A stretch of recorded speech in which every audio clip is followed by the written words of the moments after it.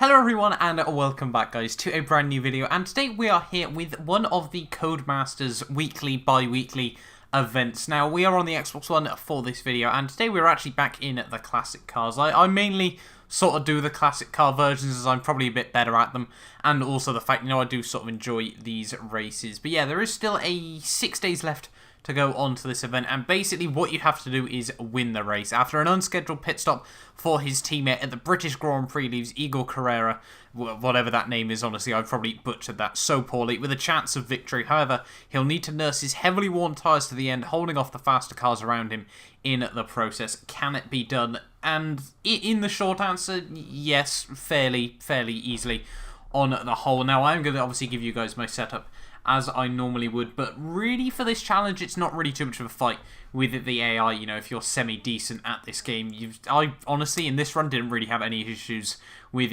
sort of the AI that were meant to be trying to beat me, so it's on the whole it's probably not a particularly difficult challenge. You come out in the lead, and on 110 AI you can sort of just try and park the bus if you really need to. That's probably one of the first steps to getting a really good score. But as I said, I'm going to leave you with the tune in the background off the start. I've basically tried to make it the F1 2017 tune, but a bit, more forgiving, a bit looser on the rear tyres. Now, you don't really need to worry too much about them, but, a few little changes here and there probably actually make the car a bit more drivable on the whole, and therefore, you should really be able to get a better time. Now, unfortunately, this run was not a world record. There are a couple of guys that are far quicker that I will show you at the end.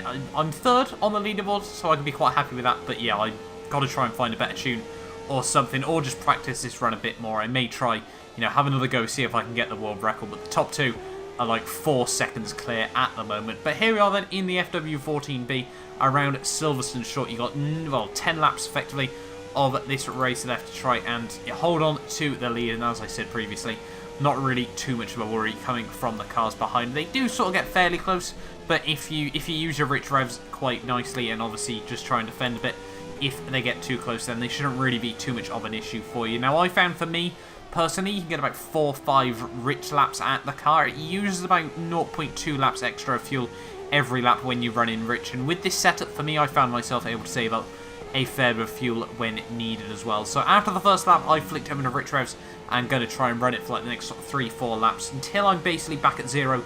Then I'll put it back into standard revs, and then when it gets to a suitable number again, I can sort of re-put it back into the rich revs here. Now, AI usually, are the absolute death of these challenges. They sort of make or break your races. In this one, I found it not to be too bad. You don't really catch up too many AI in this race. You sort of just find a couple, and these two were sort of the only two that really give me any sort of bother. You see Barnes and Calabresi, I think that is, in at the Mclaren just ahead of him. I managed to catch them up through the final corner here, and I sort of tried to go for a bit of a switchback move.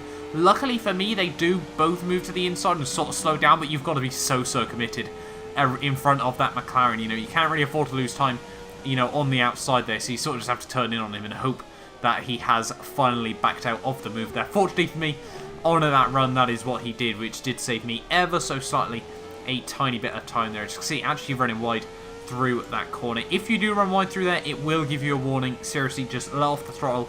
You'll save your run entirely. If you get a single warning, like in all the Codies challenges on this game, you will basically just ruin your score overall. So you got to try and keep it 100% absolutely clean within the track limits, or just, just don't get warnings. There are a couple of places around this circuit where you can try to extend just a bit. But onto lap 49 we go, just over halfway through this race, and this was actually quite a decent lap, sort of showing, pinpoint the braking.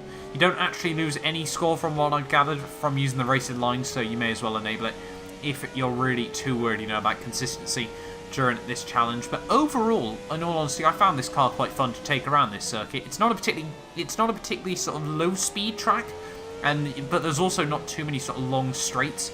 So it's quite an interesting little setup nightmare, in all honesty. You sort of want to go for fairly low downforce, but obviously with the tyre saving as well, you do sort of have to, conserve it, so you want to go with a bit more of a drivability setup. But on the whole, if you use my tune, you should be alright. I found myself near enough being unable to lock the car up, which was, always quite nice when you're trying to drive as quickly as possible and not trying to worry about balancing the brake throttle. Now, one other car that did give me issues towards the end was this Mclaren there. I sort of had to stick it around the outside there and hope that he finally gets out of the way there. But it didn't really cost me too much time, sort of a tenth or two at most there, you know, in that dirty air. And as we're actually on the final lap of the race, this challenge does go by very, very quickly. You know, it's 10 laps and you know, a less than 1 minute lap track, really. So it should only take sort of 8-9 minutes if you are, you know, a decent guy on this game. But yeah, in towards the final couple of corners then of this entire race, you can see actually a lot of people setting the fastest lap of the Grand Prix. We don't really need to worry about those. I probably could set, you know, close to sort of a low 50, but it would take an absolutely perfect lap there. But over the line we go to finish off the challenge there. You know, quite happy with that run on the whole. I will try to remember to upload the full run to my second channel there. Probably useful for me as well, so I can try and see where there is, you know, places to improve somehow.